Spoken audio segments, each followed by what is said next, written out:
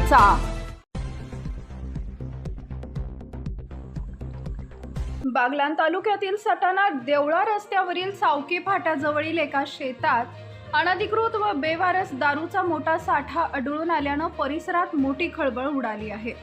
आज सकाळच्या सुमारास ही घटना उघडकीस आली असून पोलिसांनी तात्काळ घटनास्थळी धाव घेऊन पंचनामा करत मुद्देमाल जप्त केलाय।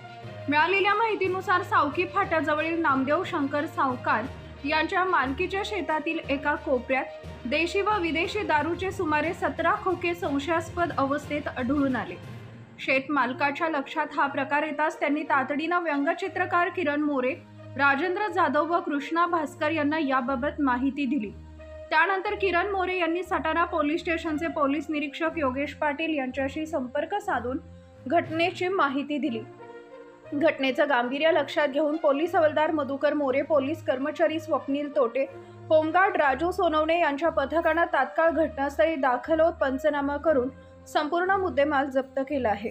प्राथमिक तपासात जप्त करण्यात आलेल्या दारूच्या बाटल्यांवर उत्तर प्रदेश राज्यात तयार केल्याचं प्रिंट आढळून आलेलं आहे। तसेच महाराष्ट्रातील दारूच्या किमतीच्या अधिकृत तुलनेत जप्त बाटल्यांवरील किंमत निम्म्याहून कमी असल्याने ही दारू बनावट असल्याची शक्यता व्यक्त केली जाते।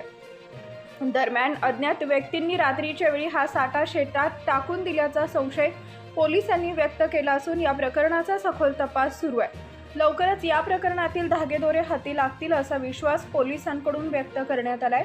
या घटनेमुळे सावकी फाट्या परिसरात नागरिकांमध्ये भीती व संभ्रमाचं वातावरण निर्माण झालंय।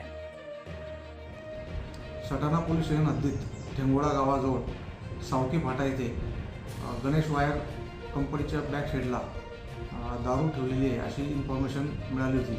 त्या अनुषंगाने पोलीस हवालदार मोरे व पथक सदर ठिकाणी जाऊन छापा टाकून कारवाई केली असता सदर ठिकाणी रॉयल स्पेशल कंपनीच्या 9 बॉक्स आणि मॅजिक मुवमेंट कंपनीच्या दारूचे 8 बॉक्स असा एकूण 55,392 रुपयाचा प्रोविशन दारूचा मुद्देमाल जप्त करण्यात आलेला आहे। गुन्हा दाखल करून पुढची कारवाई चालू आहे।